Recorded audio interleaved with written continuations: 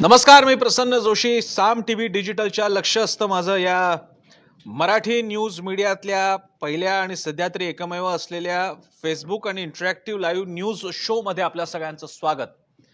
शोचं वैशिष्ट्य म्हणजे नेहमीप्रमाणे मी जसं म्हणतो तसं आपण बातम्यांबद्दल तर बोलतोच, पण बातम्यांमध्ये दडलेल्या बातमीबद्दल, बातमीच्या विविध अँगल्स बद्दल, बातमीमध्ये कव्हर न होणाऱ्या विषयांबद्दल आणि कधी कधी बातमीच न होणाऱ्या विषयांबद्दल सुद्धा बोलत असतो.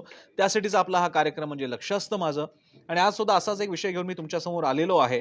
विषय तसा तर स्पष्ट आहे, म्हणजे मी वेगळा विषय कोणता घेणार होतो. आज इतकी मोठी घटना घडलेली, एवढी मोठी गोष्ट घडलेली आहे की मी दुसरा कुठला विषयच घेऊ शकलो नसतो.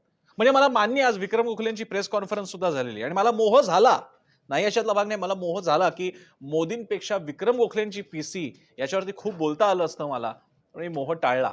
विक्रम गोखलेंवरती आपण उद्या बोलूयात. आज मी ठरवलं की नाही, आपण मोदींच्याच या विषयावरती घेतलं पाहिजे, कारण हा विषय खूप मोठा आहे. याच विषयावरती आपण बोललं पाहिजे आणि याचे खूप पडसाद आहेत मोठे. म्हणजे तुम्हाला सांगतो, याच्यामध्ये इतकं राजकारण दडलेलं आहे, इतके संदर्भ, एवढे गहिरे अर्थ दडलेले आहेत. तुम्हाला सांगतो की आज घडलेल्या या घटनेचे दूरगामी परिणाम आहेत.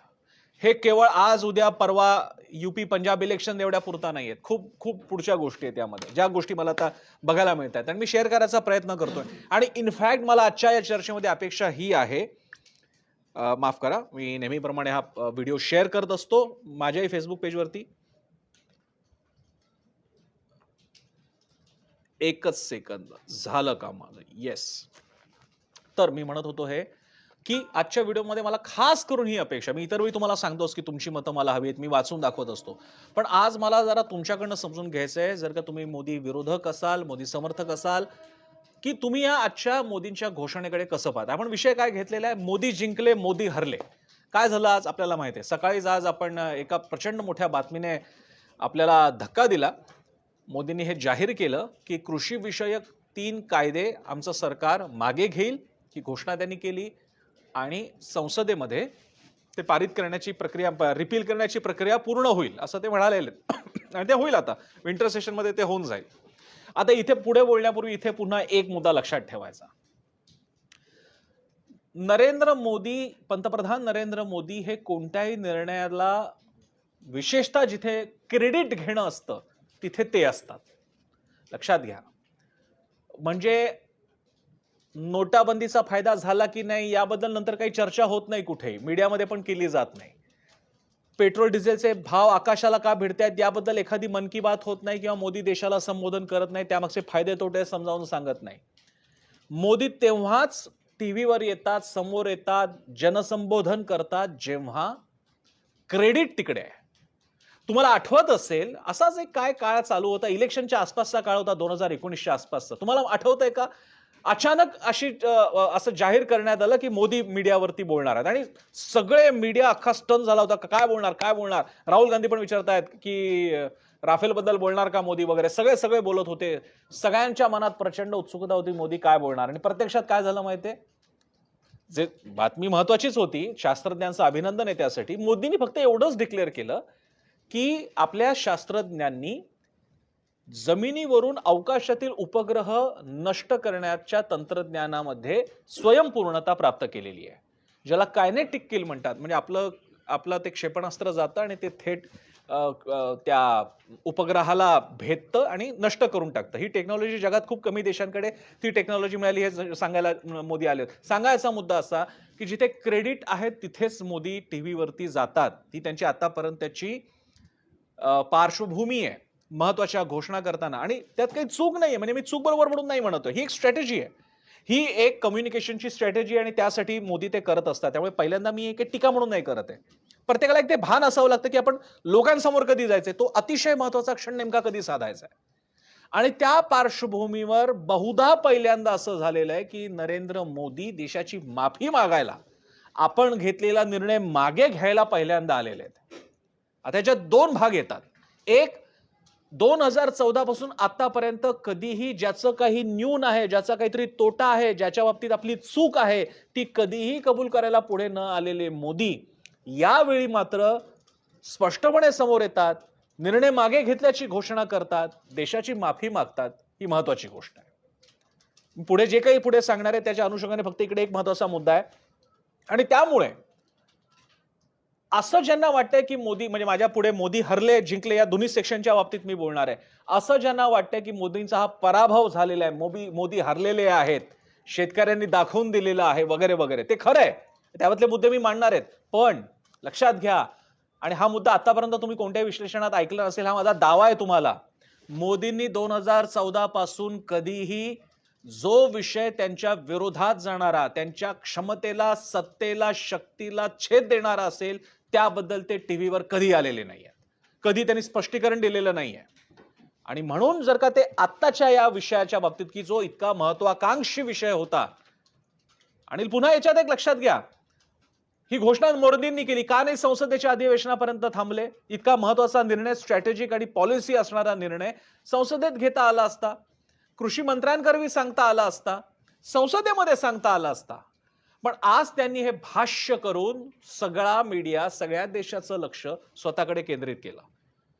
लक्षात येते तुमच्या दोन गोष्टी झाल्या. एक, स्वतःचं काहीतरी चुकलंय आणि दोष माझ्यावर आहे, माफी मी मागतो हे म्हणणारे मोदी, आणि जी घोषणा संसदेत पहिल्यांदा व्हायला हवी होती ती पहिल्यांदा जाहीर करून टाकणारे मोदी, या दोन गोष्टी एकत्र आलेल्या आहेत. आणि डेडली कॉम्बिनेशन आहे, म्हणजे कम्युनिकेशनचा फायदा घेण्याच्या दृष्टीने. त्यामुळे एकतर हा मनात तुम्ही मोदी विरोधक असलात तरी चालेल, पण कृपा करून असा गैरसमज करून घेऊ नका की मोदींनी एकदम सगळी शस्त्र टाकलेली आहेत आणि एकदम हतप्रभ झालेले आहेत. असं नाहीये. जर का अशी स्थिती असती तर मोदी आज टीव्ही समोर आले नसते. कारण 2014 पासून एकदाही, मी पुन्हा पुन्हा म्हणतो, मला खोडून दाखवा, प्लीज खोडून दाखवा मला, मोदी एकदाही कधीही टीव्हीवर स्वतःच्या विरोधात जाणाऱ्या विषयावरती बोलायला ते म्हणजे टीव्ही समोर बोलणं सोडा, त्याने तो विषय ऍड्रेस पण केलेला नाहीये. पण इथे इथे सरळ सरळ आपले कायदे मागे घेतोय आणि मी माफी मागतोय, आम्हाला जनतेची हे काय समजूत काढता आली नाही शेतकऱ्यांची, मोठी गोष्ट आहे ही, याचे पडसाद आहेत. तर आता आपण या मुद्द्यांकडे जाऊया. तर दोन भाग आज दिवसभरात बघायला मिळाले. मी आज कोणती कमेंट टाकली नाही सोशल मीडियावरती सुद्धा, मला सकाळपासून टाकायची खूप इच्छा होती, पण मला असं जाणवलं की देश आता इतक्या दोन कमेंट्समध्ये विभागला गेलेला की कोणालाही तिसरी दृष्टी मांडायची इच्छाच नाहीये. प्रत्येकाला एक झेंडा घ्यायचा आहे, पत्रकारांना पण एक झेंडा घ्यायचा आहे. एक मोदी भक्तवाले पत्रकार आहेत, त्यांना एक झेंडा घ्यायचा आहे. आणि ते बघायला उत्तर भारतातल्या हिंदी चॅनलचे पत्रकार ते म्हणतात की बघा मोदींनी एक वेळ स्वतःचं हे प्रमाण मान्य केलं, पण बघा कसं देशासाठी कायदे मागे घेतले आणि खलिस्तान्यांचं आंदोलन कसं मोडून काढलं, जीवींचं आंदोलन कसं मोडून काढलं वगैरे. अरे तू अँकर आहेस, पत्रकार आहेस का पेड प्रवक्ता आहेस असं वाटावं, इतकी वाईट अवस्था होती. हा झाला एक सेक्शन, भक्तांचा सेक्शन म्हणूयात आपण, सेक्शन म्हणूयात. एक आहे समर्थकांचा सेक्शन, आणि एक दुसरा वर्ग आहे की जो म्हणजे त्याच्यामध्ये अनेक स्तर आहेत, शेतकरी आहेत, आंदोलक आहेत, अकॅडमिशियन्स आहेत, मोदी विरोधक आहेत, इतर पक्षांचे लोक आहेत. या सगळ्यांनी सुद्धा विरोध केलेला आहे आणि याच्यात सुद्धा पत्रकार आहेत. आणि त्यांनी म्हणजे मोदी हरले, बस भाजप सफाचट, मोदी संपले, आता आता फक्त याचंच फक्त रिपरकेशन्स बघायला मिळणार आणि आता यापुढे काही होणार नाही मोदींचं वगैरे, शेतकऱ्यांच्या एक्झिट्यूटिव्हचा विजय आहे वगैरे वगैरे. इतक्या उथळपणे, इतक्या सर्वधोपटपणे, सर्वसाधारणपणे एखाद्या गंभीर विषयाकडे बघितलं जात असेल, आपण विश्लेषण का करायची? सरळ झेंडा घेऊन आपण बोलायला उभं का राहत नाही? म्हणजे खरं नाही का की हा कायद्यामध्ये अनेक आक्षेप होते, हा डायरेक्ट रेटला जात होता, त्यामुळे तो मागे घेतला. हा एका वर्गासाठी आनंद नक्कीच असू शकतो, पण खास करून विश्लेषण करताना आपण किमान दोन बाजू बघणार आहोत की नाही? आपण हे बघणार आहोत की नाही की मोदींना कळत नाही का अशी जाहीर कबुली दिल्याने, माफी मागितल्याने आपल्याला प्रचंड टीका टिप्पणी होणार, आपल्याला भरपूर ट्रोल केलं जाणार, आपल्या पक्षाला केलं जाणार, हे भाजपला कळत नाही का? तरी सुद्धा होत असेल तर काहीतरी अर्थ असेल ना त्यामध्ये. 2014 पासून जरा बघा ना, मोदी कधीतरी आलेत का कुठल्या चुकीची कबुली द्यायला? अहो, कृषी कायदा तर होणार की नाही हे सुद्धा गुलदस्त्यात होतं, काही इम्प्लिमेंटही झाला नव्हता. डिमॉनिटायझेशनचा आज देखील हिशोब उपलब्ध नाहीये की ह्याच्यामुळे नेमकं झालं काय. 90-95% जास्त नोटा परत आलेल्या आहेत. तरी सुद्धा विविध वृत्तपत्रांच्या द्वारे जे विविध स्कॅम येतात ना, म्हणजे लोकांचे परदेशी बँकांमध्ये आणि अशा आयलंड्सवरती पैसा कसा डिपॉझिट झालाय त्याच्या बातम्या येत आहेत. देशामधला काळा पैसावरती सर्जिकल स्ट्राईकवर हे असं म्हणायला काही अर्थ नसतो. त्या बाबतीत कधी मोदी आले नाहीत की हा चुकला निर्णय आणि त्याच्यामुळे देशातल्या फार मोठ्या वर्गाला त्रास सहन करावा लागला. ते मोदी आता येत आहेत, ते माफी मागतायत. तुम्हा एका वर्गाला खुश आनंद होतोय की मोदी हरले वगैरे, तर मग म्हणजे तुम्हाला कळत नाही का आपल्याला समजून नाही घ्यायचंय? तर आपण आता बघूयात मोदी जिंकले म्हणजे काय आणि मोदी हरले म्हणजे काय? तर पहिल्यांदा ज्यांना वाटतं की मोदी हरलेले आहेत त्यांना जरा त्यांचं पण जरा समजून घेऊयात. त्यांचं काय म्हणणं आहे ते सुद्धा जरा जाणून घेऊयात. त्यांचाही आनंद आपण जरा बघूयात. आणि त्यातले ते मुद्दे मी लॉजिकली घेतलेले आहेत. म्हणजे मी काय कारण मी दोन्ही बाजूंच्या मुद्दे तुमच्यासमोर मांडणार आहेत आणि त्यातला तथ्य काय ते सांगण्याचा प्रयत्न करणार आहे. मोदी हरले असं जेव्हा मी म्हणतो तेव्हा हे बघायला पाहिजे, की जवळपास 1 वर्षापेक्षा जास्त काळ चाललेलं आहे आंदोलन. गेल्या काही काळामध्ये बातम्यांमध्ये येत नव्हतं, चर्चेत नव्हतं, फार काही तिथे घडत नव्हतं. खास करून तिथे जी हत्या करण्यात आली, एका एका मागासवर्गीय समाजातील व्यक्तीची हत्या करण्यात आली. काही निहंग शिखांवरती त्या बाबतीत आरोप करण्यात आले. पोलीस कारवाई सुद्धा सुरू होती. त्यामुळे तर या आंदोलनाचं चाललंय तरी काय? हे काय प्रकार तिकडे चाललेले आहेत? अशी चर्चा सुरू झाली. योगेंद्र यादव यांना कोऑर्डिनेशन कमिटीतून बाहेर काढण्यात आलं होतं. टिकेत फक्त जरा दुगदुगी दाखवत होते, पण मेजर काही घडत नव्हतं.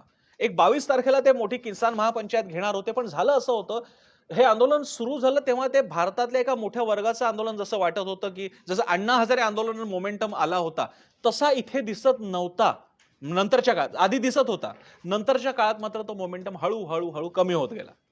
गेल्या काही महिन्यामध्ये तर आठवण करून दिली नाही तर तुम्हाला आठवणार पण नाही, की दिल्लीच्या आंदोलनाचं काय चाललेलं आहे, तिकडे लोक किती गर्दी करत आहेत. त्यामुळे या अशा परिस्थितीमध्ये म्हणजे जिथे असं मानलं जात होतं, की सरकारसाठी आता हा म्हणजे सोडून दिलेला विषय आहे. कायदे असेच इम्प्लिमेंट होतील. किंबहुना मला अजून आठवतंय शेतकऱ्यांना शेवटी अशी विधानं करावी लागली होती, टिकेत वगैरे होते, की जर का शेतकऱ्यांना परत जावं लागलं हे आंदोलन गुंडाळून, तर शेतकरी पुढची काय 50-100 वर्ष हा पराभव विसरणार नाही. जेव्हा ही भाषा सुरू होते, त्याचा अर्थ असा असतो, की तुम्ही पराभव स्वीकारायला सुरुवात केलेली आहे. आणि म्हणून मी जेव्हा आपण म्हणतो, की मोदी हरले असं ज्यांचं म्हणणं आहे, त्याबाबतीत एक मुद्दा आहे, की आंदोलन इतक्या लंबकाच्या किंवा अशा त्या कर्व्हच्या त्या ग्राफच्या खाली आलेलं असताना तुम्हाला हे मागे घ्यावं लागावं, हा आता असं बघितलं जाईल, हा शेतकऱ्यांच्या या आंदोलनाचा, एकजुटीचा, तीव्र विरोधाचा विजय आहे. आणि त्यामुळे म्हणजे मी त्याचे पंजाबवरचे पडसाद काय हा पुढचा भाग आहे. पण त्यामुळे मोदी सरकार किंवा यापुढचं कोणत्याही सरकाराला आंदोलनाच्या माध्यमातून आपण विरोध करू शकतो आणि त्यांचे अगदी कायदे सुद्धा परत घ्यायला लावू शकतो. जिथे लक्षात घ्या, साधं सुद्धा सरकार नाहीये इकडे, युपीए सरकार नाही का एनडीए सरकार नाही अटल बिहारींचं. 300 पेक्षा जास्त खासदार असलेलं भक्कम पाठिंब्याचं मोदी सरकार आहे. त्यांना हा कायदा मागे घ्यायला लावला. या शेतकरी आंदोलकांनी दिल्लीच्या सीमेवरती संपूर्ण ब्लॉक करून दिल्लीला घेरून या अर्थानं मोदींचा तो पराभव आहे. पण याच्यामध्ये मोदींना अपेक्षित होतं की नाही माहित नाही. पण एक चांगली गोष्ट झाली, की आंदोलन नावाची एक व्यवस्था, संस्था, चळवळ या देशामध्ये अजूनही कायम आहे. नाही तर मधल्या काळात सगळं संपलंच होतं आणि सगळे फेसबुक, ट्विटरवरतीच गेले होते. तर जमिनीवरचं आंदोलन, त्याची ताकद या निमित्तानं पुन्हा बघायला मिळाली. ते शेतकऱ्यांचं श्रेय तर आहेच. आणि आता मोदींनी ते सगळं मान्य केल्यामुळे ते श्रेय प्रस्थापित झालेलं आहे.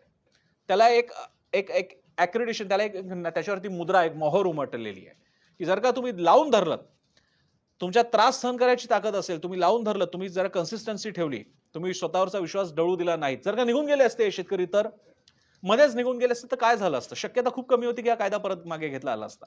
पण सारखं तिकडे प्रेशर माउंट करत नेणं, या त्यांच्या स्ट्रॅटेजीने मेहनत रंगलाई आणि यामध्ये टिकेत आणि त्यांच्या सगळे सहकारी किसान पंचायत तिकडचे सगळे पंजाब, हरियाणा, उत्तर प्रदेशमधल्या सगळ्या शेतकऱ्यांचं त्याच्यात कष्ट आहेत.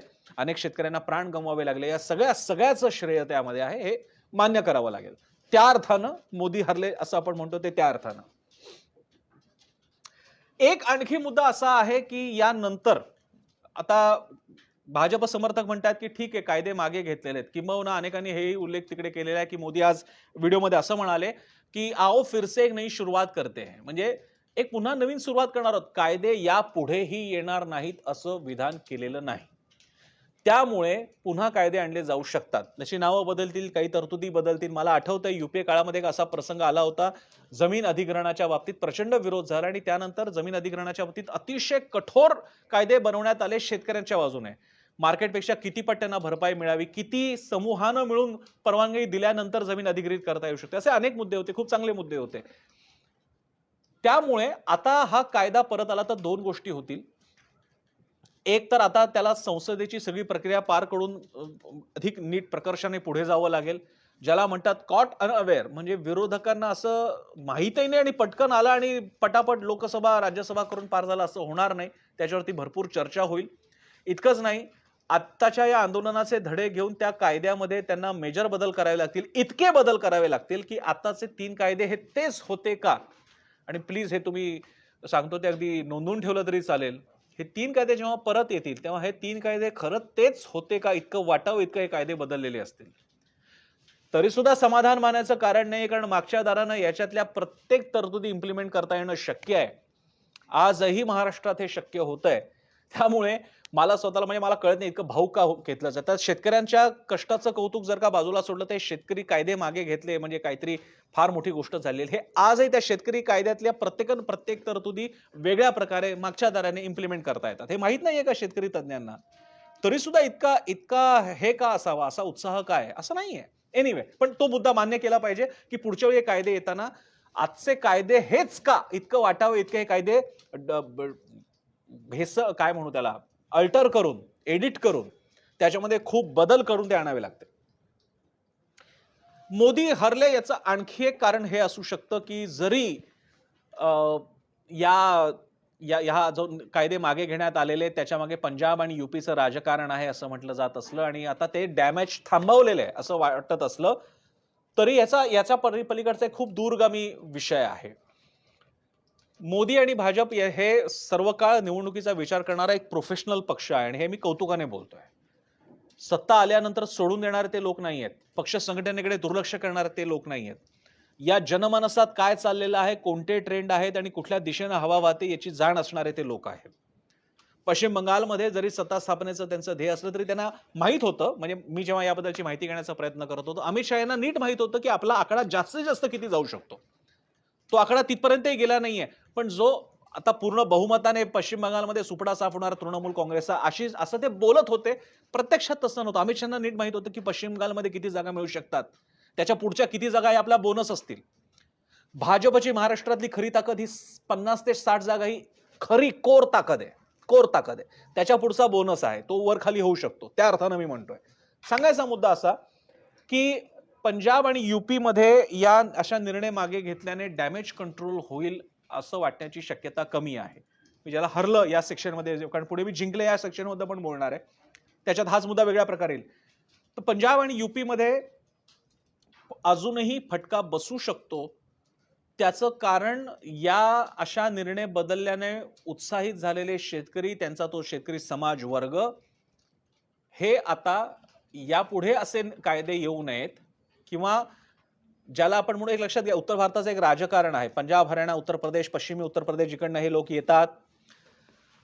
शत्रुत्व किंवा एखाद्या माणसाबद्दल ज्याला म्हणतात ना ठाण लेणी, ते असं लगेच आता निर्णय मागे घेतले, आता विसरून जाऊयात असं ते होत नाही.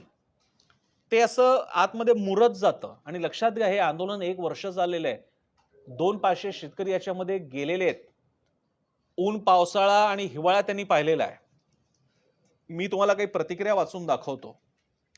राम पुनियानी यांच्या फेसबुक पेजवरती आहेत, त्या प्रतिक्रिया त्यांनी दिलेल्या आहेत. जरा त्या बघा. म्हणजे मी जे सांगतोय ना तुम्हाला की पंजाबमध्ये पंजाब, हरियाणा, उत्तर प्रदेशचा पट्टा, खास करून पंजाबमध्ये भाजपला फायदा होणार नाही असं मी का म्हणतोय ते तुम्हाला मी सांगतो. येस, इकडे विधान आहेत ही खूप मोठ्या प्रमाणात व्हायरल झालेली आहेत त्या भागामध्ये, की लोक का विसरणार नाही. विशेषतः हा जो पट्टा आहे, आंदोलनकारी आहेत, पंजाब आहेत. नरेंद्र तोमर केंद्रीय मंत्री, कृषि मंत्री, भीड़ इकट्ठा होने से कानून वापस नहीं होते. पीयूष गोयल केंद्रीय मंत्री, माओवादी विचारधारा से प्रेरित लोगों के हाथों में चला गया है किसान आंदोलन. वीके सिंह केंद्रीय मंत्री, तस्वीरों में कई लोग किसान नहीं लग रहे हैं. रावसाहेब दानवे पाटील आपले केंद्रीय मंत्री होते तेव्हाची गोष्ट जेव्हा ते बोलले होते. आंदोलन के पीछे पाकिस्तान और चीन का हाथ. मनोज तिवारी भाजपा सांसद, आंदोलनकारी टुकड़े टुकड़े गैंग के हैं. टुकड़े टुकड़े गैंग म्हणजे मग भारत तेरे टुकड़े होंगे वगैरे म्हणणारे त्यांच्याच विचारधारेचे लोक आहेत. असं कोणाबद्दल म्हटलं जात होतं? त्या शेतकऱ्यांबद्दल जे थंडी पावसाळ्यात आणि या उन्हाळ्यामध्ये आत्ताच्या सुद्धा बसले होते. रतनलाल भाजपा सांसद, इन किसानों को यही मरना था. काही माणसं तिकडे गेली होती त्यानंतर वादग्रस्त विधान. जेपी दलाल हरियाणा के कृषि मंत्री, आंदोलन के पीछे पाकिस्तान का हाथ. आणि बीसी पाटील कर्नाटक के कृषि मंत्री, कायर है आत्महत्या करने वाले किसान. असं आहे की आज सोशल मीडियाच्या काळामध्ये तुमच्या या गोष्टी लपून नाही राहत, डिलीट होत नाहीत, विसरल्या जात नाहीत. मला स्वतःला अनुभव आहे त्याचा. या पार्श्वभूमीवर तुम्हाला असं वाटतं की कायदे मागे घेतल्यामुळे हा राग आता मिटला असेल? तो मिटणार नाही. आत्ताशी तर कायदे मागे घ्यायला लावलेले आहेत. आता तर आम्ही तुम्हाला यापुढे जाऊन धडा शिकवू. कारण ती प्रवृत्ती या उत्तर भारतातल्या राजकारणातली प्रवृत्ती आहे.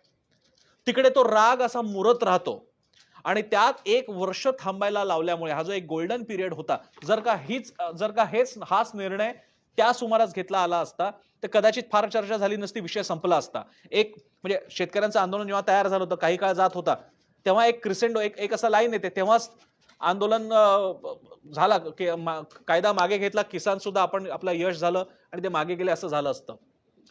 1 वर्ष लावल्यानंतर तिची सहनशक्तीचा अंत, कडेलोट पाहण्याचा प्रकार घडला. त्याच्यामुळे पंजाबमध्ये आजही भाजपला या आंदोलनाला या कायद्यांना मागे घेण्याचा फायदा मिळेल असं वाटत नाही. उलट तोटा होऊ शकतो. एक आणखी मुद्दा ज्याला मी म्हणजे मोदी हरले या सेक्शन मध्ये जो मी मुद्दा मांडतोय तो एखादा कायदा जेव्हा येतो तेव्हा तो नुसता कायदा नसतो, तो एखाद्या माणसाचा किंवा एखाद्या कायदे मंत्री किंवा कोणी केला असा भाग नसतो. फक्त एक संपूर्ण सरकार, भारत सरकार, तो तिकडे पक्षही उरत नाही, ते सरकार बनतं. त्या सरकारने आणलेले ते कायदे असतात. कायदे चांगले वाईट दोन्ही असू शकतात, पण त्या चांगले आणि वाईट या कायद्याच्या मागचं अधिष्ठान हे सरकारचं असतं. प्रचंड मोठी यंत्रणा, एक प्रचंड मोठी ताकद, ती सुद्धा एका संपूर्ण बऱ्याच काळानंतर आलेल्या संपूर्ण बहुमतासह आलेल्या सरकारच्या नेत्यांनी घेतलेला निर्णय म्हणजे हे आदेश आहेत. आणि हे आदेश ते आणणं, त्याच्या मागची त्यांची ताकद म्हणजे तुम्हाला आठवत असेल, आता लोकांना आठवणारही नाही, जेव्हा पहिल्यांदा मीटिंग्स होत होत्या तेव्हा असं सांगण्यात आलं होतं त्यांना की तुमच्यासोबत कृषी मंत्री स्वतः चर्चा करतील आणि कृषी मंत्री फिरकलेच नव्हते. हे जे होतं, हा जो एक तुमची ताकद असते की आपण हे असं करू शकतो, आपण शेतकऱ्यांना, त्या चळवळीतल्या नेत्यांना असं झिडकारू शकतो. आज हा कायदे मागे घेतल्यामुळे हा जो तुमच्या सरकारच्या ताकदीचा एक ऑरा बनतो, आपोआप बनत जातो. तो एक ऑरा, एक ताकद. भाजप सरकार, मोदी, अमित शहा, एक भक्कम ताकद, एक प्रचंड मोठी शक्ती, 300 पेक्षा जास्त खासदारांचं बळ, भारतातल्या अनेक राज्यांमध्ये सत्ता, या सगळ्याचं एक आवरण बनत जातं आणि त्याच्यावर पुटं चढत जातात. आज हे कायदे मागे घेतल्यानंतर या सगळ्या फुग्याला, या सगळ्या आवरणाला छेद जातो. हे आवरण छेदता येतं.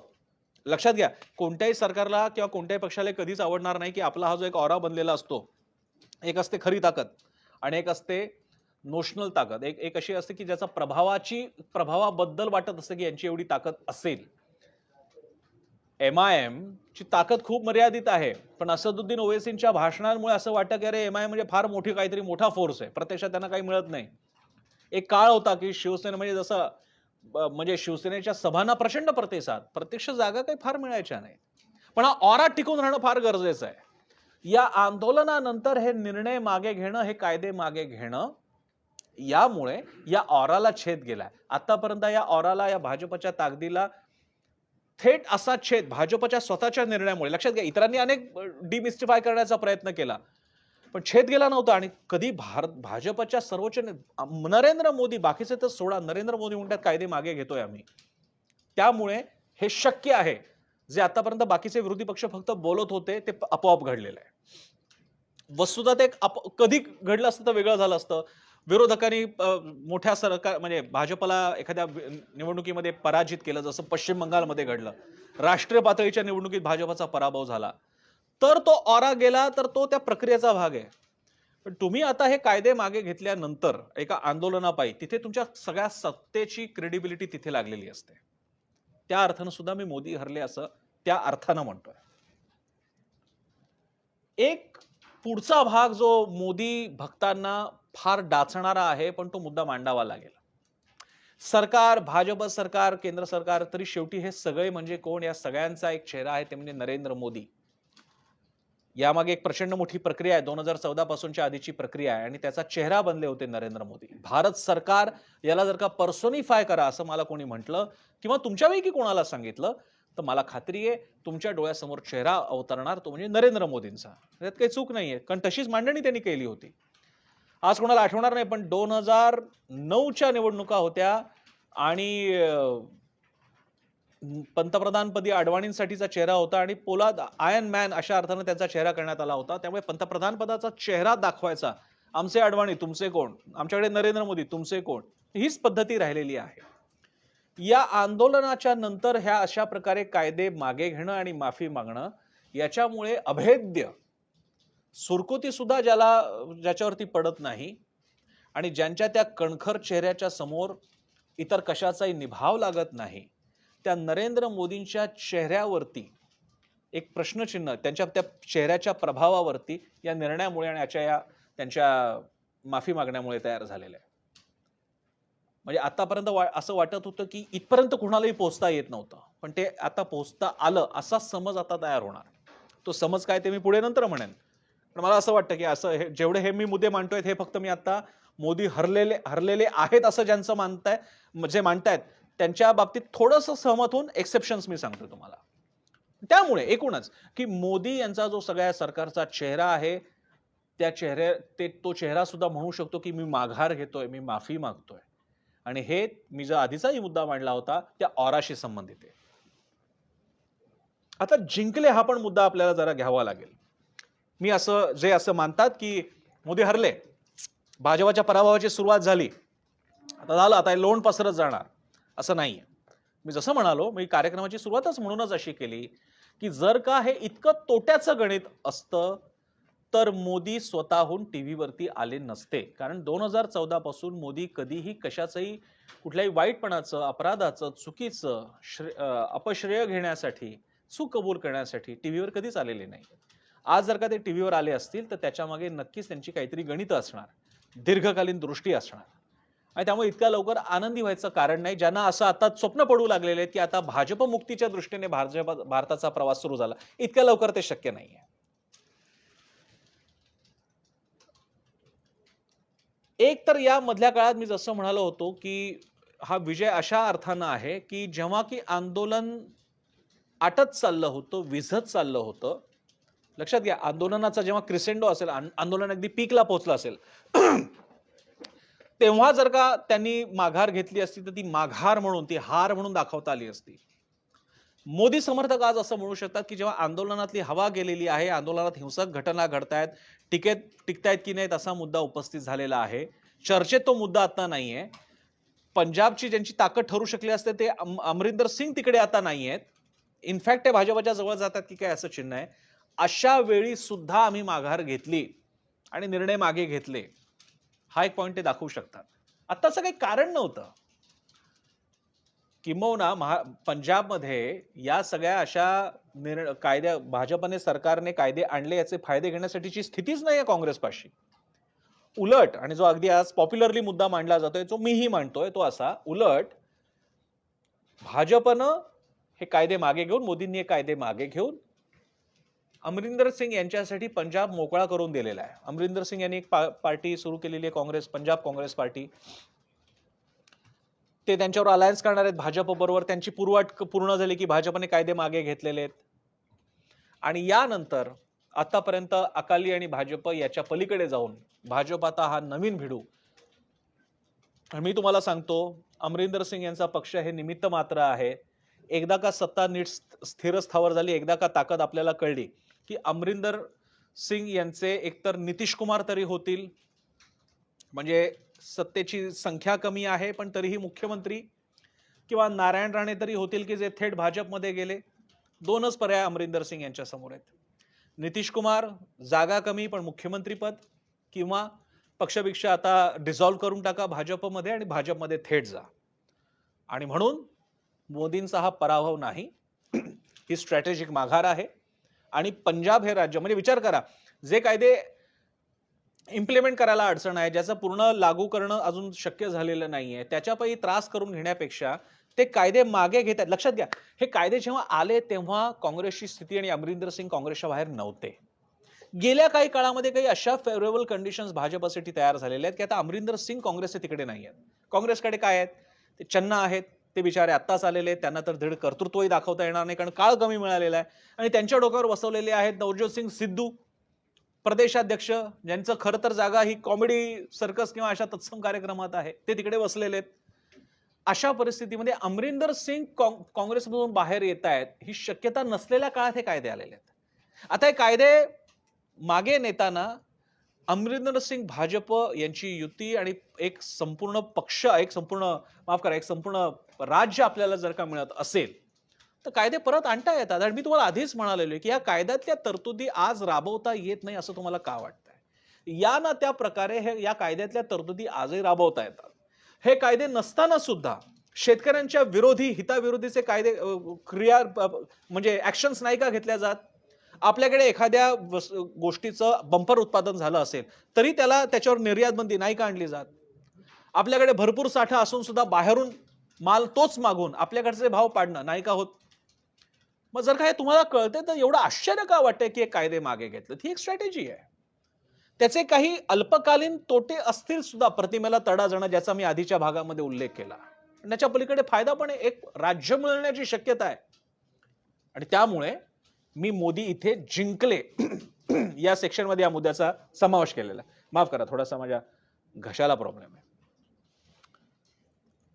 एक अतिशय मोठा फायदा मोदींना, ज्याला मी मोदी जिंकले या सेक्शन मध्ये घेतलेला आहे, तो असा की एखादं आंदोलन, इतकं मोठं आंदोलन तयार होणं, त्याच्यामागे एक ऊर्जा तयार होणं आणि मग ते सारखे समोर राहणं सोपी गोष्ट नसते. हा मोमेंटम एकदाच तयार होतो, जसं अण्णा हजारेंच्या काळात आपण बघितला होता. जसं आपण महाराष्ट्रामधील न भूतो असं ऐतिहासिक मराठा आरक्षण मोर्चांच्या बाबतीत आपण बघितलं होतं. केवढे मोठे मोर्चे, राज्यभरातले मोर्चे, कोणी बघितलं होतं एवढं आंदोलन? एकदा का आंदोलनाची ही फेज गेली की ते जसंच्या तसं पुन्हा रिप्लिकेट करणं हे स्वाभाविकरित्या त्याचे चान्सेस मर्यादित होतात. आणि ती स्वाभाविक प्रवृत्ती आहे, त्यात कोणाची चूक नसते. मोमेंटम तर एकदाच असा आणता येतो. दरवेळी आंदोलन, महाभारत युद्ध त्या विशिष्ट दिवसांमध्येच होतं. दर महिन्याला एक महाभारत युद्ध असं नाही होऊ शकत. एकदाच होतं आणि ते ऐतिहासिक होतं. त्याचप्रमाणे जेपी आंदोलन झालं, एकदाच झालं, प्रचंड मोठं झालं, ऐतिहासिक झालं. अण्णा हजारे आंदोलन झालं, एकदाच एका विशिष्ट काळासाठी झालं, ऐतिहासिक झालं. मराठा मोर्चांचं आंदोलन झालं, एकदाच झालं, प्रचंड मोठं झालं, ऐतिहासिक ठरलं. त्यामुळे लक्षात घ्या, हे आंदोलन आता या निर्णयानंतर, आणि ते म्हणालेत की टिकेत वगैरे म्हणाले की आम्हाला प्रत्यक्ष संसदेमध्ये सुद्धा कायदे मागे घेणं हवं आहे. ते होणार आहे, म्हणजे आणखी एक महिना सव्वा महिन्याचा प्रकार असेल. एकदा का हे कायदे मागे घेतले, घोषणा झाली की त्यांना जावं तर लागणार, कारण मग थांबण्यात काही पॉईंट नाहीये. आणि एकदा का ते मागे गेले की त्यानंतर इतक्या लवकर, इतक्या फोर्सने पुन्हा एकदा येणं हे एकतर अवघड असेल. दुसरी गोष्ट, मी जसं म्हणालो तसं कायदे जेव्हा येतील तेव्हा ते इतके डायल्युटेड असतील की आंदोलन करायची गरजच पडणार नाही. पण कायदे जरी डायल्युटेड असले तरी त्याच्या मागचा मेकॅनिझम, त्याच्या मागे जे उद्दिष्ट प्राप्त करण्याचं आहे ते आजही शक्य आहे. ते मी तुम्हाला म्हणालेलोच आहे. ते कायदे म्हणजे जे चालू आहे त्याचं कोडिफिकेशन होतं. आता कोडिफिकेशन नसेल पण प्रक्रिया चालू असेल. त्या अर्थानं मोदींचा विजय झालाय. हा माझा दुसरा पॉइंट मी मांडला. तो तिसरा पॉइंट जो मी पंजाबच्या वतीला आधी मी इनडायरेक्टली म्हणालो होतो की पंजाबमध्ये अजूनही त्याचा तोटा होऊ शकतो, कारण इथे ते लोक संतप्त आहेत आणि ते सूड उगवण्याच्या मानसिकतेचे आहेत. तो जो मी उत्तर पट्ट्याचं राजकारण म्हणतो, ते तिकडे राग असा साचलेला राहतो, तो असा लवकर माफ करण्याचा सारखा नाहीये. पण त्याच वेळी मी ज्याला आपण म्हणू फेवरेबल कंडिशन सुद्धा बघूयात. हा आता आंदोलन म्हणजे हा कायदे मागे घेतल्यामुळे आंदोलनाचा मुद्दाच नाही राहिला. आणि ही खूप गमतीदार गोष्ट असते, राम मंदिर बांधल्यानंतर आता बाबरी आणि राम मंदिर हा मुद्दाच नाही राहिला. आता वेगळ्या राजकारणावर उत्तर प्रदेशचं राजकारण खेळावं लागेल. एक शेवटचा फायदा मिळेल ते राम मंदिर बनल्यानंतर. त्याच्यानंतर काय, किती वेळा तुम्ही राम मंदिर आणि बाबरी मस्जिद म्हणणार आहात? त्याच नुसार आता जर का हे कायदे मागे घेण्यात आले असतील तर आता पुन्हा कायद्यांसाठीचं आंदोलन आणि त्यासाठीचं वातावरण राहणार नाहीये. त्यामुळे आताच्या इलेक्शनमध्ये कायदे मागे घ्या या घोषणेला अर्थ नाही, त्यावरती राजकारणच फिरणार नाहीये. आणि हा त्या वातावरणाला, म्हणजे कायदे मागे घेणं, अन्यायी केंद्र सरकार, या एका वातावरणाला टाचणी लावण्यामध्ये नरेंद्र मोदी आणि त्यांचं सरकार यशस्वी झाले. हा त्यांचा तिसरा फायदा. आणि युपीला सुद्धा त्याही बाबतीत त्यांना दिलासा मिळालेला आहे. तिथे सुद्धा आज त्यांना आतले फीडबॅक्स आले असणार की उत्तर प्रदेशमध्ये सुद्धा फटका बसू शकतो. ज्या प्रमाणात तिथे ह्या आता सध्या मोठा प्रचंड रस्ता बांधण्यात आला उत्तर प्रदेशमध्ये आणि त्यांचा one of the finest highway आहे तो. अशा वेळी तिथे नरेंद्र मोदींचं जाणं, तिकडे अधिकाधिक लक्ष देणं हे त्याचंच द्योतक आहे की या ज्या पट्ट्यातून पंतप्रधान घडवला जातो, भारताचे पंतप्रधान हे नेहमी उत्तर भारतातल्या काही निवडक राज्यांच्या खासदारांवरती अवलंबून असतात. एक 5 राज्य जर का तुम्ही भारतामध्ये मॅनेज करू शकला 100च्या पुढे खासदारांची संख्या नेऊ शकलात तर पंतप्रधान पद तुमच्याकडे येण्याची शक्यता ऑलमोस्ट 90% बनते. आणि तिथल्याच काही राज्यांमध्ये जर का तुम्हाला धोका वाटत असेल तर मोदींनी घेतलेला हे निर्णय हा त्या अर्थानं जिंकण्याच्या जवळ जाण्याचाच आहे. तर अशा प्रकारे हे काही मुद्दे आहेत. याच्या पलीकडे सुद्धा काही मुद्दे आहेत. शेतकरी सुद्धा एकमतानेच आहेत अशातला भाग नाही. अमर हबीब यांची प्रतिक्रिया माझ्या समोर आहे. शेतकरी हरला आणि राजकारण जिंकले. ज्यांना या राजकारणाच्या पलीकडे सरळ सोट वाटतं की हा एक व्यवसाय आहे, शेतकरी शेतीचा नफा कमवण्यासाठी आहे. हे कायदे आल्यामुळे शेतकऱ्यांसाठी एक अधिक ओपन अर्थव्यवस्था तयार होईल. त्यांचं त्यांचं काय म्हणूयात त्यांना त्यांचा तोटा होणार आहे असं म्हणणारे अमर हबीब आहेत. सदाभाऊ खोत यांनी अशीच प्रतिक्रिया व्यक्त केलेली आहे. असे आहेत. पण त्याच वेळी असा एक मोठा शेतकरी संघटनांचा समूह आहे, शेतकरी समूह आहे, शेतकरी नेते आहेत की ज्यांचं म्हणणं आहे की बरोबर झालं, आता कायदे दुरुस्त करून आणा, शक्यतो असे कायदे परत आणू नका आणि उलट उत्पादन खर्चावर आधारित किमान आधारभूत किंमत आम्हाला मिळावी या मागणीसाठीच आणि यासाठीचा कायदा आणावा अशी एक नवीन आता मागणी होते. अजित नवले आहेत, त्यामध्ये मी काही जणांची नावं घेईन. अजित नवले आहेत, तिकडे केंद्रामध्ये यादव तर आहेतच, टिकेत तर आहेतच. टिकेतांचं सगळ्यात मोठं नाव तर आपल्याला घ्यावंच लागेल आणि ही सगळी मंडळी आहेत. शरद पवार आहेत, बाकीचे अनेक शेतकरी नेते आहेत. तर अशा प्रकारे आता जे झालेलं आहे तो पूर्णविराम नसून तो अल्पविराम आहे. याच्या पुढे ही घोषणा हे कायदे मागे घेतल्यानंतरचे रिपरकेशन्स आणि परिणाम तुम्हाला पंजाबमध्ये बघायला मिळणार आहेत. तोपर्यंत आपल्याला थांबावं लागेल. पण मी नेहमीप्रमाणे मी तुमचे जरा प्रश्न घेतो, तुमचे कमेंट्स घेतो, ते आपण जाणून घेण्याचा प्रयत्न करूयात. येस, 101 कमेंट्स आहेत. मी किती घेणार?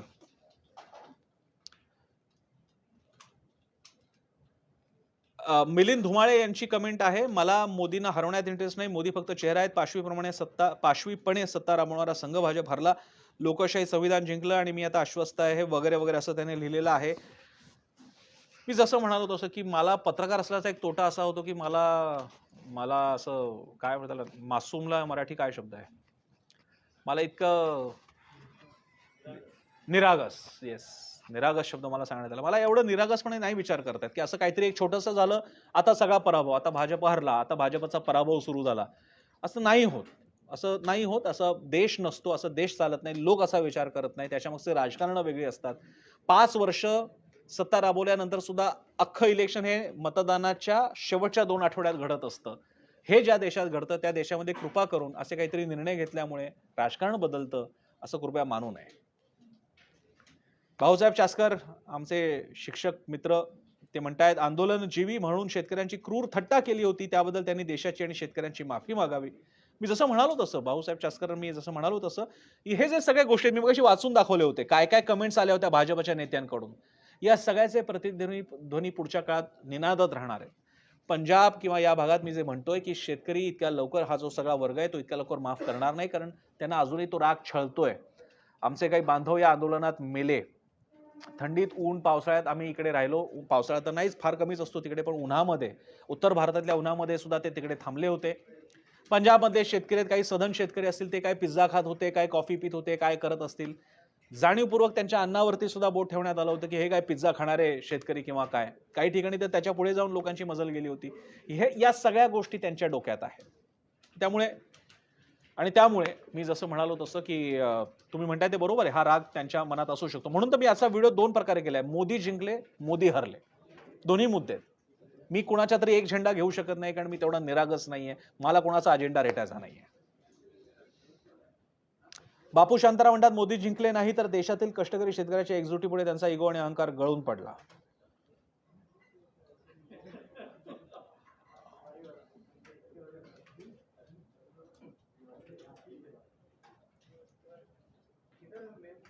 येस, मोहन भोईर यांची एक कमेंट आहे, पण त्या कमेंटला मी अगदी सुरुवातीला स्पर्श केला होता. मोदीजी हरले की जिंकले हा प्रश्न महत्वाचा नसून संसदेत सर्वंकष चर्चेने घ्यायचे निर्णय ते एका क्षणात व एकटेच कसे घेतात, कायदा संसदेत बनवला तरी चर्चेविना कसा पारित होतो, इकडे लक्ष दिलं पाहिजे. मी एक्झॅक्टली हे म्हणालेलो आहे. तुम्ही माझा व्हिडिओ मागे जाऊन बघा. मी असंच म्हणालेलो आहे की पुन्हा एकदा आपल्याला दिसून आलं की सगळ्या गोष्टीचा फोकस मोदी स्वतःकडे घेतात. एवढी मोठी घोषणा की आम्ही 3 कायदे मागे घेतोय, याबद्दलची घोषणा, याबद्दलची माहिती तुम्ही संसदेत देणं अपेक्षित आहे. कारण संसदेत तुम्ही एक माणूस नसता, तुम्ही संसदेमध्ये सरकारचे प्रतिनिधी असता. त्या सभागृहात तुम्ही विरोधकांच्या समोर, कारण तुम्ही असता आणि तुमच्याच इतक्या जनतेची प्रतिनिधी असणारा विरोधी पक्ष असतो, तिकडे तुम्ही बोलता. इथे तुम्ही मात्र टीव्ही वरती जेव्हा एक डायरेक्ट भाषण करता त्यावेळी ते अनौपचारिक सुद्धा ठरतं. त्याला औपचारिकता काय? आज मोदी बोलले त्याची औपचारिकता काय? म्हणजे खरं आहे पंतप्रधान बोलले त्यानंतर ते काही मागे वळणार नाहीयेत. पण एवढ्या मोठ्या घोषणा या टीव्हीवरती नव्हे, संसदेत घेण्यासाठी ते सभागृह बनलेलं आहे. त्या अर्थानं तुमचा मुद्दा बरोबर आणि तुम्ही मांडलेला आहे.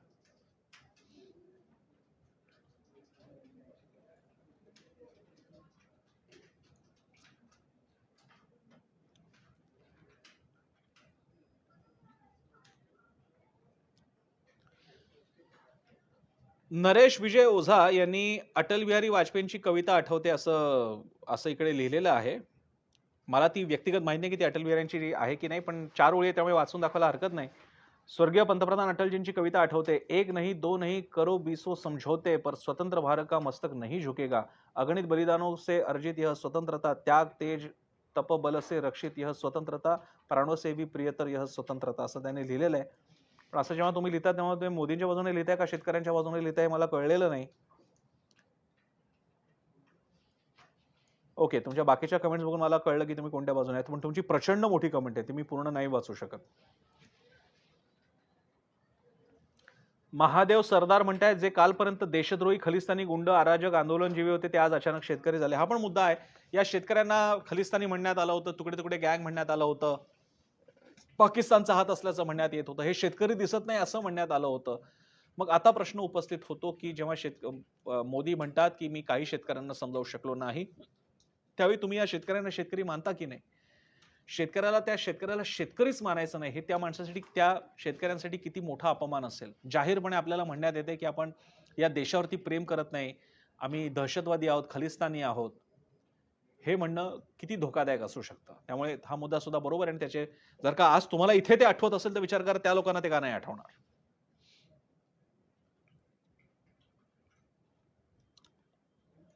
यशवंत वरथे असं लिहितात, लांब उडी घेण्यासाठी 2 पावलं मागे यावं लागतं. आगामी निवडणुका लक्षात घेता जिंकतील ईव्हीएमने, परंतु ईव्हीएमवर कोणी शंका उपस्थित केली नाही पाहिजे म्हणून ही दिशाभूल वगैरे. मी ईव्हीएम वरती कोणत्याही प्रकारे टीका करण्याच्या बाजूचा नाहीये. गेल्या काही काळातल्या इलेक्शन्स पाहता हे दरवेळी एखादं राज्य भाजप इतर पक्षाने जिंकलं की म्हणायचं हा गो दिलेला आहे, एक जाऊ दिलेला आहे असं मी मानत नाही. त्यामुळे ईव्हीएम बद्दलची मी कोणतीही तक्रार करणार नाही. कारण त्यानंतर तसं जर का असेल तर मग पश्चिम बंगालमध्ये काय घडलं याचं विश्लेषण करावं लागेल. गुजरातमध्ये भाजप अक्षरशः जाता जाता राहिला याचं विश्लेषण करावं लागेल. अशा अनेक गोष्टींचं विश्लेषण करावं लागेल.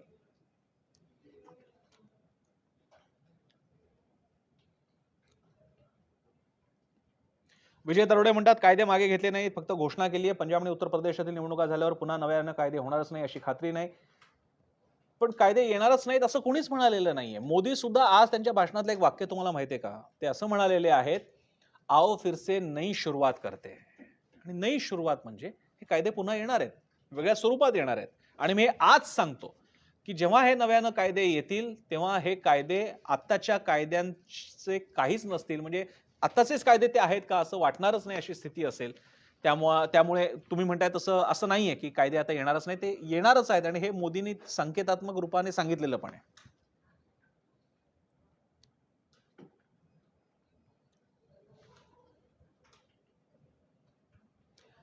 अज्जू कांबळे म्हणतात बंगालमधील झालेला पराभव बघता युपी पंजाबमधील निवडणुका डोळ्यासमोर ठेवून घेतलेला निर्णय उशिरा आलेला शहाणपणा म्हणावा असं आहे.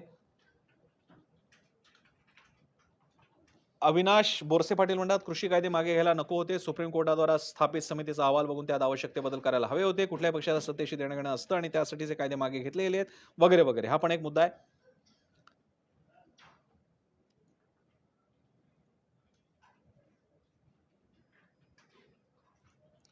राहुल वाळीव म्हणतात पण या कायद्यातील काही बाबी निश्चित चांगल्या होत्या. काहींनी नुसता मोदी विरोध म्हणून याला विरोध केला होता असंही वाटतं आणि पण न्यूट्रल विचार केला तर बरंच काही आताच्या काळात गरजेचा कायदा होता. अच्छा, त्यांचं म्हणणं असं आहे की काही बाबी निश्चित बरोबर होत्या, पण न्यूट्रल विचार केला तर बरंच काही आताच्या काळात गरजेचा कायदा होता असं त्यांचं म्हणणं. ठीक आहे, फाईन. एक प्रतिक्रिया स्टुपिड फेलो या नावाने आहे. किमान आधारभूत किमतीचा एक कायदा केला असता तर इतका विरोध झाला नसता. बाकी ते दलाल वगैरे दलाली खातात, बाजार समित्या भ्रष्टाचारांचे अड्डे आहेत, हे 100% खरं आहे वगैरे. अनेकांनी हे मुद्द्याची आठवण करून दिलेली की तुम्ही यांना नक्षली म्हणत होता, तुकडे तुकडे गँग म्हणत होता, खलिस्तानी म्हणत होता, आता तुम्हाला ते शेतकरी असल्याचं कसं काय जाणवलं असं अनेकांनी प्रश्न विचारलेला आहे विजय उंबरकर वगैरेंनी.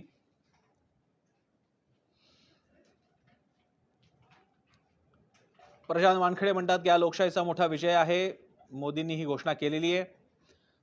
मारुती कोकणे म्हणतात उशिरा सुचलेलं शहाणपण आहे.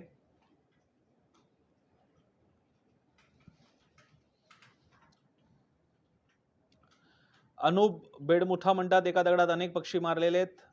आय होप मी काही पक्षी कोणते मारले गेले ते सांगण्याचा प्रयत्न केला, तुम्हाला पटले असतील तर मला सांगा. यशवंत जाधव म्हणतात शेतकरी खलिस्तानी होते तर त्यांच्या मागणीनुसार कायदे मागे घेऊन भाजपने खलिस्तानला पाठिंबा दिला असावा का? चांगली गमतीदार कमेंट आहे.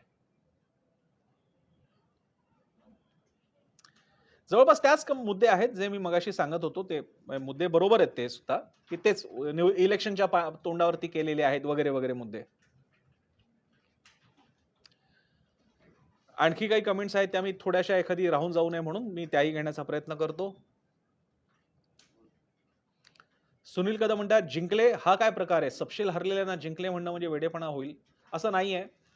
मी जसं म्हणालो तसं, कारण मी म्हणालो तसं मला कुठला तरी एक झेंडा घेऊन विश्लेषण करायचं नाहीये.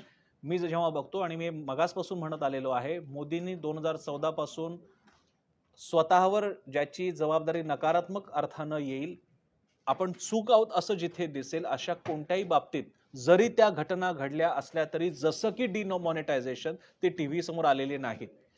अशावेळी जर का ते टीव्ही समोर आज येत असतील, चुकीची कबुली देत आहेत, कायदे मागे घेत आहेत, तर याचा गंभीर विचार मोदी आणि त्यांच्या पक्षाने केला असेल आणि त्यामुळे तो फक्त पराभव आहे आणि त्यामुळे आता आपण आपलीच टिमकी वाजवत बसवायची की ते कसे हरले असं मी तरी म्हणू शकत नाही, एक राज्यशास्त्राचा राजकारणाचा छोटा विद्यार्थी म्हणून.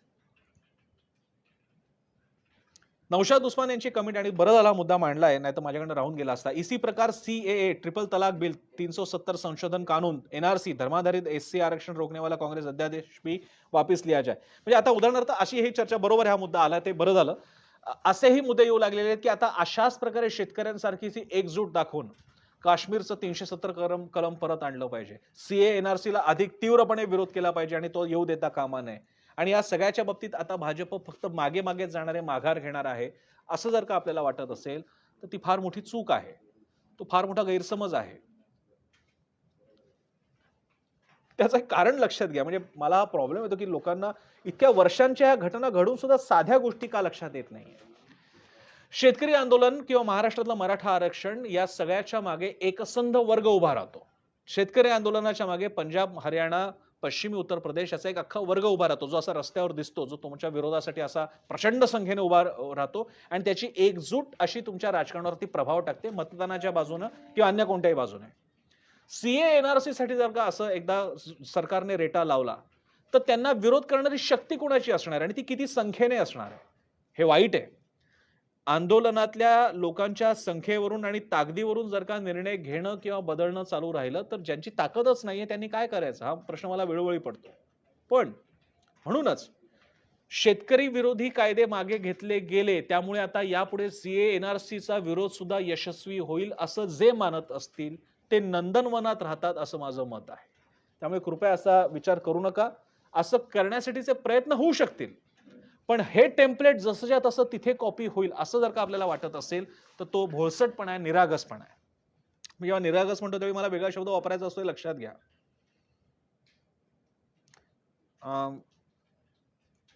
मनोज अहिरे म्हणतात मोदी हरले शेतकरी जिंकले असं शीर्षक हवं होतं, क्वेश्चन मार्क. नाही, मला असं नाही वाटत. मला जे मी दिलेलं आहे तेच मला बरोबर वाटतंय. त्याची कारण मीमांसा मी आताच्या व्हिडिओमध्ये केलेली आहे, कृपया बघा.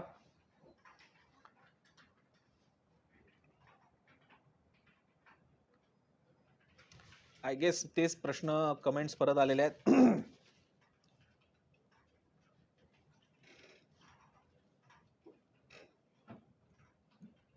फाईन, मी जवळपास त्याच आलेले मी फक्त नावं घेतो की ज्यांनी ज्यांनी मला कमेंट्स केल्या आहेत, कारण असं नको व्हायला की मी त्यांची नावं सुद्धा घेतली नाहीत. अनेकांच्या कमेंट्स आलेल्या आहेत. चेतन कदम आहेत, प्रशांत पवार आहेत, हेमंत जाधव, विलास मांडवे, सीमा मंगेश शुक्रे, हरी लांघे, दीपक गायकवाड, अवधूत पावटेकर, अवधूत गालफाडे, देवेंद्र रत्नपारखी, अयाज शहजादा, नागेश कदम पाटील, प्रशांत जगताप, विजय उंबरकर, प्रसन्न कदम, प्रशांत वानखेडे, प्रसाद बडे, या सगळ्यांच्या कमेंट्सचं मी स्वागत करतो. त्यांनी आवर्जून कमेंट दिल्याबद्दल मी तुमचे आभार मानतो. येस, मी आय गेस मी बऱ्यापैकी कमेंट्स घेतलेल्या आहेत. धन्यवाद तुम्ही कमेंट्स दिल्याबद्दल. आणि मला जरूर सांगा, आणखी सुद्धा तुम्ही कमेंट्स लिहिल्या तरी काही हरकत नाही. मी कार्यक्रम झाल्यानंतर तुमच्या सगळ्या कमेंट वाचत असतो. माझे विश्लेषण तुम्हाला कसं वाटलं, कोणता मुद्दा राहून गेला का, कुठला चुकीचा होता का, मला जरूर सांगा. मी Facebook, Instagram आणि Twitterवर आहे. YouTubeवर आमचा चॅनल आहे. सबस्क्राईब करा. आमचं ॲप आहे ते डाउनलोड करा. आमची वेबसाईट आहे samtv.com. तुम्ही पाहू शकता डेस्कटॉपवर. आणि आमची वाहिनी साम टीव्ही जरूर पहा रोज, कारण साम टीव्ही म्हणजे सामर्थ्य महाराष्ट्राचं.